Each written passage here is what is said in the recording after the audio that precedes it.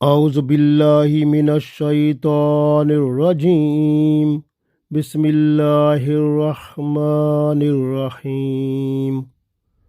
ستجدون آخرین یریدون ان یامنوکم ویامنوا قومہم کلما ردوا الی الفتنۃ ارکسوا فیہا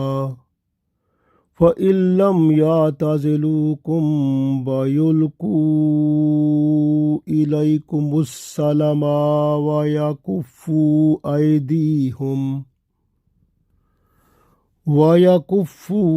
أَيْدِيهِمْ فَخُذُوهُمْ وَاقْتُلُوهُمْ حَيْثُ ثَقِفْتُمُوهُمْ وَأُولَئِكُمْ جَعَلْنَا لَكُمْ عَلَيْهِمْ سُلْطَانًا مُبِينًا۔ عزیز دوستو، السلام علیکم ورحمۃ اللہ وبرکاتہ۔ سورہ نساء آیت نمبر 91 تلاوت کی ہے۔ اس آیت میں اللہ تعالیٰ کچھ منافقین کا ذکر فرماتے ہیں۔ یہ وہ لوگ تھے جو رسول اللہ صلی اللہ علیہ وسلم کے پاس جب آتے تھے، یعنی مدینہ میں مسلمانوں کے پاس، تو اپنے آپ کو مسلمان ظاہر کرتے تھے اور مسلمانوں کے ساتھ نمازیں بھی پڑھتے تھے اور اپنے آپ کو مکمل طور پر مسلمان ظاہر کرتے تھے کہ ہم بھی آپ کی طرح مسلمان ہیں۔ پھر جب مکہ جاتے تھے قریش کے ساتھ تو پھر ان کے ساتھ بتوں کی پوجا بھی کرنے لگ جاتے تھے۔ تو یہ اصل مقصد ان کا تھا، دونوں طرف سے فائدہ اٹھاؤ اور یعنی مسلمانوں کے ساتھ بھی ریاکاری کرو، دکھاوا کرو، اور اصل میں وہ قریش کے ادھر کے رہنے والے تھے، مکہ کے، تو وہاں پر وہ پھر بتوں کی ہی پوجا کرتے تھے۔ وہ اندر سے اسلام لائی نہ تھے لیکن وہ دکھاوا کرتے تھے۔ تو مسلمانوں کے ساتھ اس لیے دکھاوا کرتے تھے کہ ان سے محفوظ رہیں، کہ کہیں ایسا نہ ہو کہ مسلمان ہم پر حملہ کر دیں تو ہمیں قتل کر ڈالیں، تو ہمیں محفوظ امن میں رہنا چاہیے۔ تو ان کے ساتھ اس طرح دکھاوا کر کے اپنے آپ کو بچانے کی کوشش کرتے تھے۔ اللہ تعالیٰ نے ارشاد فرما دیا کہ اگر یہ اپنے ان حربوں سے، ان کاموں سے کنارہ کشی نہ کریں اور اپنی اصلاح نہ کریں اور اپنے ہاتھ ان کفر اور شرک کی چیزوں سے نہ روک لیں تو پھر ان کو گرفتار کرو اور ان کو قتل کرو جہاں پاؤ، کیونکہ یہ منافق ہیں، اندر کے کافر ہیں۔ پڑھتے ہیں اس آیت میں اللہ تعالیٰ ارشاد فرماتا ہے، ستجدون، آپ پاؤ گے، آخرین، کچھ اور لوگوں کو، یریدون، وہ ارادہ کرتے ہیں، وہ چاہتے ہیں، ان یامنوکم، کہ وہ آپ سے بھی امن میں رہیں، ویامنوا قومہم، اور اپنی قوم سے بھی امن میں رہیں، یعنی دونوں طرف سے۔ ستجدون آخرین یریدون ان یامنوکم ویامنوا قومہم، یعنی آپ پاؤ گے ایسے لوگوں کو جو چاہتے ہیں کہ آپ سے بھی امن میں رہیں اور اپنی قوم سے بھی امن میں رہیں۔ کلما ردوا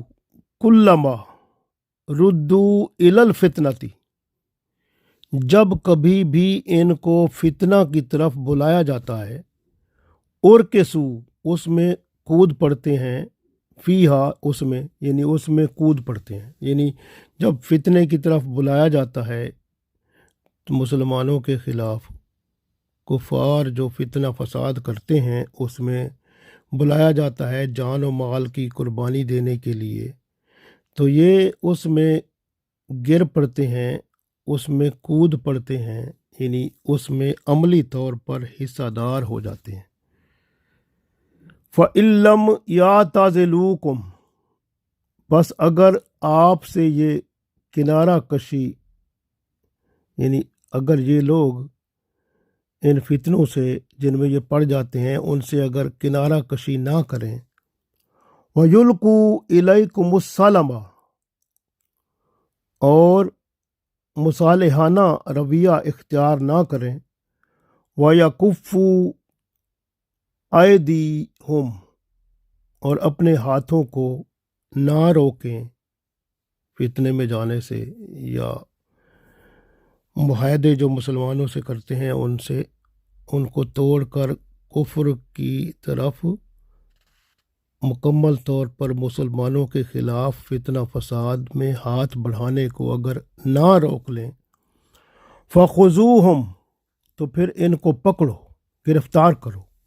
वक़्तुलूहुम, और इन्हें कत्ल करो, हाइसो सक़िफ़्तुमूहुम, जहाँ कहीं भी इन्हें पाओ, व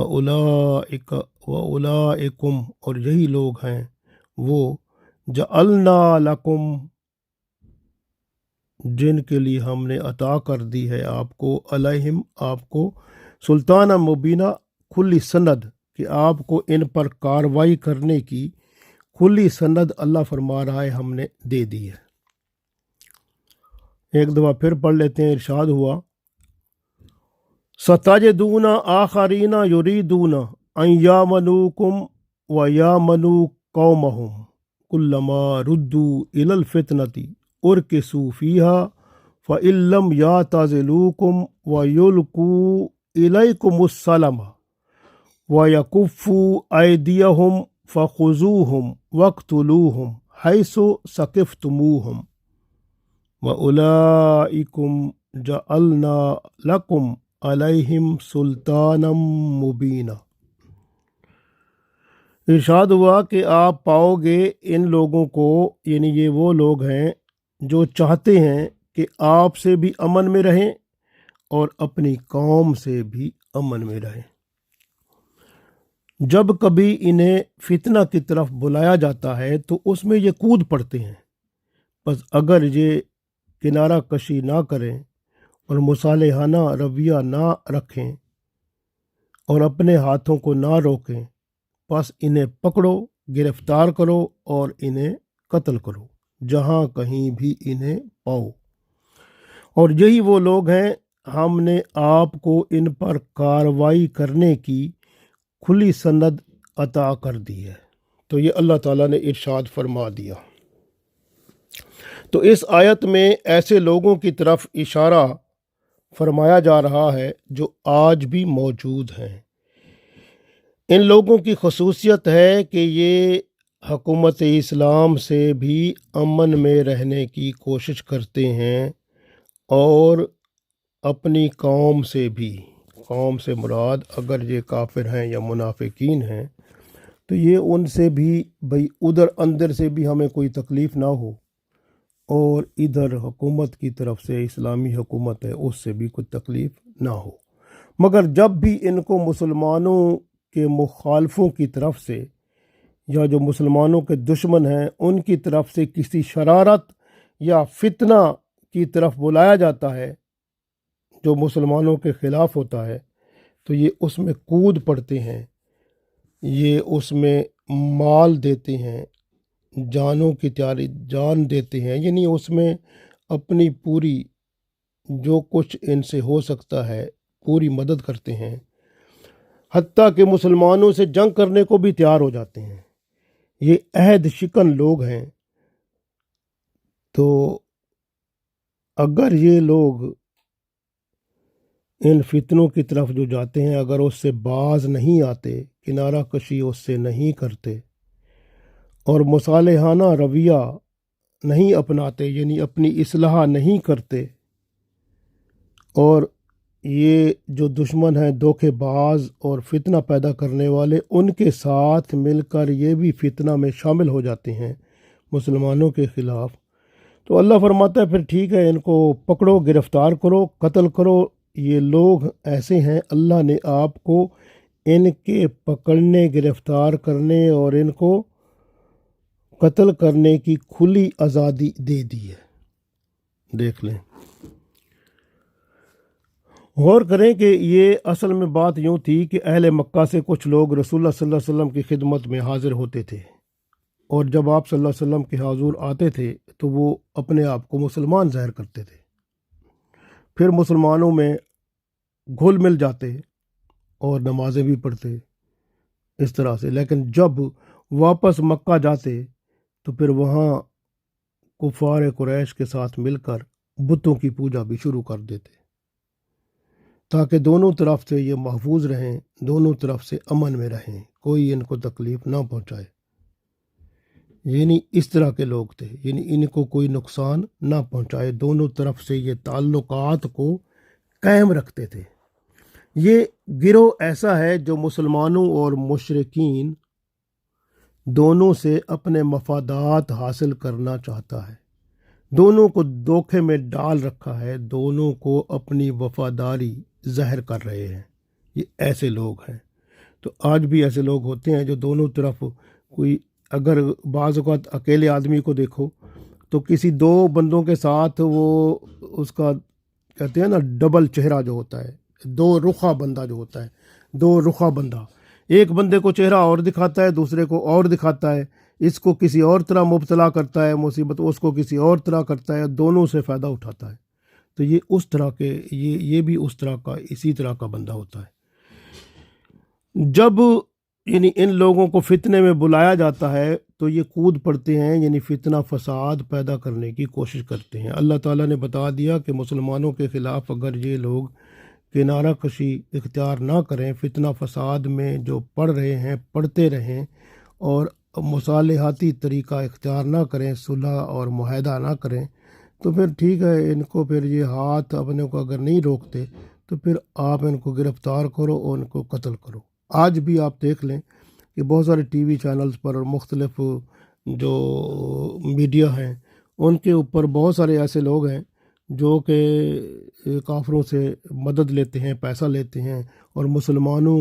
میں آپس میں نفرت پھیلاتے ہیں، مسلمانوں میں ایک دوسرے سے وہ بغض اور ایسی چیزیں پھیلاتے ہیں جن سے مسلمانوں میں ایک دوسرے سے نفرت ہو، اتفاق اتحاد میں یہ مضبوط نہ ہو۔ تو اس طرح کا معاملہ کرتے ہیں تو تاکہ جو ہے نا وہ کفر کا جو وہ بول بالا رہے اور اسلام جو ہے وہ ڈپریس رہے، یعنی اسلام کو یہ اپنے طور پر گرا کر نیچے رکھنا چاہتے ہیں اور کفر کو اوپر رکھنا چاہتے ہیں، اور اس طرح سے کافروں سے مدد لے کر دنیاوی وفاد کی خاطر یہ مسلمانوں میں تفریق پیدا کراتے ہیں اور جھگڑے پیدا کراتے ہیں، اور ملک کے اندر بھی یہ انسٹیبلٹی لاتے ہیں، یعنی کہ آپس میں وہ ایسے معاملات ہو جاتے ہیں جس سے وہ ہر وقت فتنہ فساد کوئی رہتا ہے اور ملک ترقی کی راہ پر گامزن نہیں ہوتا۔ یہ بظاہر امن پسند لگتے ہیں مگر موقع پیدا ہونے پر ہمیشہ کفر کا ساتھ دیتے ہیں،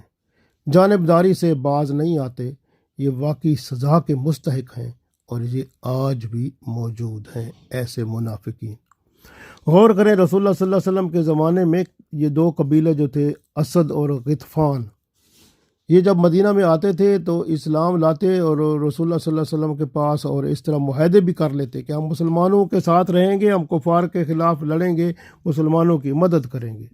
اور جب اپنی قوم میں واپس جاتے تو سارے معاہدے توڑ دیتے اور پھر ان کی ہاں میں ہاں ملاتے، اور وہ مسلمانوں کے خلاف کوئی کارروائی کرتے تو ان کو مالی طور پر، جانی طور پر ہر طرح سے فائدہ پہنچاتے۔ غور کریں، یہ اس طرح کے لوگ ہیں۔ فتنہ جو ہوتا ہے نا، فتنہ یہ ہوتا ہے کہ کسی قوم کی طرف، یعنی مسلمانوں کی طرف لڑائی کی دعوت دینا، یہ جو یہ کرتے تھے، یعنی مسلمانوں کی طرف لڑائی دینا، تو پھر یہ اس میں شامل ہو جاتے تھے، تو اس لیے ان کو مسلمانوں کا بدترین دشمن قرار دیا گیا، اس لیے اللہ تعالیٰ نے ان کے قتل کا حکم عطا فرمایا۔ یہ لوگ ایسے تھے، مسلمانوں کے ساتھ مسلمان بن جاتے، نمازیں پڑھتے، اور مشرکوں کے ساتھ مشرک بن جاتے، بتوں کی عبادت کرنا شروع کر دیتے، اپنے مسلمانوں کے ساتھ کیے ہوئے معاہدے جو تھے ان کو نظر انداز کر دیتے۔ آج ہمارے ہاں ایسے لوگ مفاد پرست موجود ہیں جو چڑھتے سورج کی پوجا کرتے ہیں۔ ان کی تمام وابستگیاں اور تعلقات کا معیار و ذاتی مفاد ہوتا ہے۔ ایسے ریاکار آپ کو اکثر مل جائیں گے جو نقل کو اصل بنا کر پیش کرتے ہیں اور اس دھوکے سے ذاتی مفاد حاصل کرتے ہیں۔ یہ منافق لوگ ہیں جو ذاتی مفاد میں مسلمانوں کے خلاف شرارت اور فتنے کا موقع ہاتھ سے نہیں جانے دیتے۔ یہ چھپ کر یا کھلم کھلا وار کرتے ہیں، اس لیے انہیں پکڑنے اور قتل کرنے کا حکم اللہ نے دیا ہے۔ اس سے یہ بھی معلوم ہوا کہ کچھ لوگ اپنے آپ کو جو مسلمان ظاہر کر کے ہمارے راز جان جاتے ہیں، پھر ہمیں خمیازہ بھگتنا پڑتا ہے۔ تو ایسے منافق جو ہوتے ہیں وہ ملک کی جاسوسی کرتے ہیں، ملک کے غدار ہوتے ہیں، جو کافروں کو ملک کی راز دے کر چند ٹکوں میں بک جاتے ہیں اور ملک کو پھر خمیازہ بھگتنا پڑتا ہے۔ یاد رکھیں، منافق بدترین قسم کے لوگ ہیں۔ صلح کی آڑ میں یہ فساد کرتے ہیں، امن کی آڑ میں یہ جنگ کرتے ہیں، جھوٹ کو ایسے بولتے ہیں جیسے سچ لگتا ہو، وعدہ کر کے یعنی معاہدے کر کے توڑ دیتے ہیں، امانت میں خیانت اس طرح کرتے ہیں کہ ثبوت تک نہیں چھوڑتے کہ یہ خائن ہیں۔ آج کا منافق اتنا ہوشیار ہے، ہمیں اس سے محتاط ہونے کی ضرورت ہے۔ اللہ تعالی ہمیں منافقوں کی چالوں سے اور ان کے حربوں سے اور ان کے نقصان اور شر فساد فتنے سے محفوظ فرمائے، آمین۔